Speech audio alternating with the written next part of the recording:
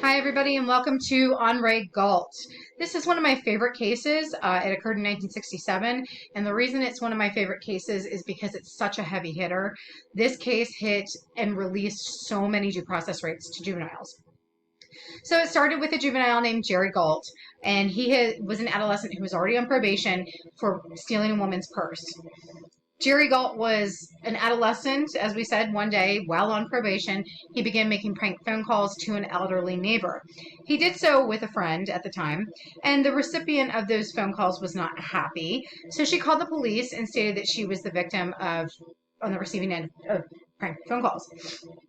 She identified the caller as Re Gault, and the police subsequently went to Jerry's house and questioned him and picked him up and arrested him and took him into custody.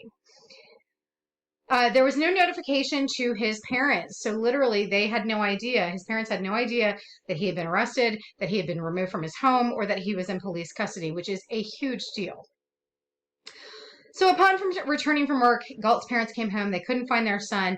Their other son eventually told their parents that he had been arrested, taken into custody. And ultimately, the police filed a petition for juvenile court proceedings during all of this time while they were looking for Jerry. So they didn't know who he was, and it wasn't until they found him that the court had already begun the process of trying to adjudicate Jerry a delinquent. There was no formal hearing. The accuser, Mrs. Cook, the neighbor, the lady who received the phone calls, was not present. There was no transcript kept of the proceeding, which doesn't sound like a big deal, but it's a huge deal. Anytime there is a proceeding in a court of law, there needs to be a record and a transcript. Because if we don't have that record and transcript, then we have no idea what actually happened. And anything that happened could be totally normal and fine, or it could be wildly inappropriate. So the fact that there's no transcript was a big deal. No one was sworn in. Nothing was on the record. So essentially, for all intents and purposes, this was a secret proceeding, which we don't do here in the United States. Ultimately, for this infraction, if Jerry had been an adult making these prank phone calls, where he literally called this woman and said, "Show me your bombers," those are word for word what he said. If he had been an adult at the time of these phone calls, the worst he could have gotten was a $50 fine and 2 months in jail, which I find highly unlikely that he actually would have seen jail time.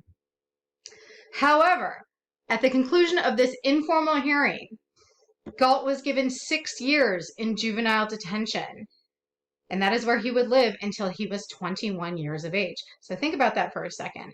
He was removed from his family, his home, his school, his life. His freedom was denied for 6 years over a prank phone call.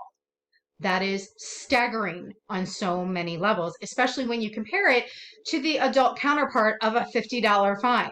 Remember, the focus and the intent here of the juvenile court is to rehabilitate and to treat. It is not punishment. It is not deterrence. It is not deserts. It's not retributive. But certainly this sentence was retributive. So Gault's parents petitioned all the way to the Supreme Court, and they argued that their son's due process rights had been violated. Specifically, they said, my son wasn't given representation. He didn't have an attorney. His parents were never made aware of the charges or even aware that he had been arrested and taken into custody.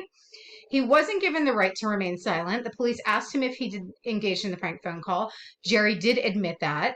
He has a right to not self-incriminate, a Fifth Amendment right to not self-incriminate. He wasn't given that right. He wasn't made aware of the charges against him. And he was denied the ability to confront and cross-examine his accuser, which is guaranteed to us all in the Constitution by the Sixth Amendment. Ultimately, the Supreme Court of the United States ruled in Jerry's favor, arguing that the juvenile justice system is meant to act in the best interest of the juvenile.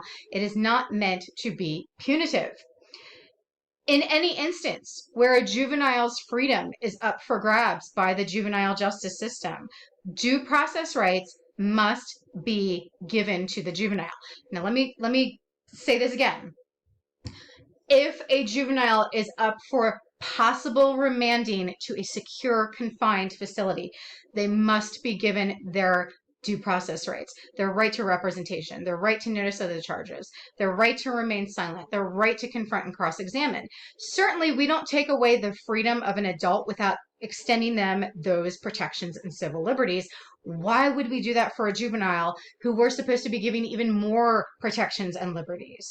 Is basically what the Supreme Court said, is that, hey, if we're here to protect them, sending them to detention for 6 years for a prank phone call is not protecting them. Not letting them, exercise their rights when they could be denied freedom for 6 years is not protecting them. So in any instance where they could be in a secure facility, they have to be extended their due process rights.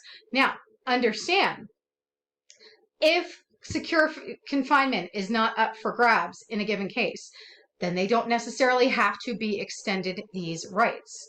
If they are just up for a diversionary program, they do not have to be extended these due process rights. But anytime secure confinement is up for grabs, you must give them all the due process rights that we would give an adult who is under that accusation and under the threat of the removal of their liberty. Just a quick interesting caveat to the end of this. This case obviously extended a ton of rights to juveniles, right? I already ran through them. Your Sixth Amendment case, your Sixth Amendment right to confront and cross-examine, to representation, your Fifth Amendment right to remain silent, your Fifth Amendment right to notice of the charges, and certainly parents should be notified when their children have been taken into custody. Gault did serve all the way to the age of 21. And, wonderfully for other juveniles, not so wonderfully for Jerry Gault, it was right about the end, right after the end that he served his detainment, that the Supreme Court got through all of the process and handed down this decision in Gault's favor. It didn't get him out of confinement early, unfortunately. He spent a lot of his adolescence in a secure facility just for making a prank phone call, which is just unforgivable, on the part of the justice system. But he did, in fact, make a huge sacrifice on behalf of all juveniles because he extended protections. His case extended massive protections to all juveniles.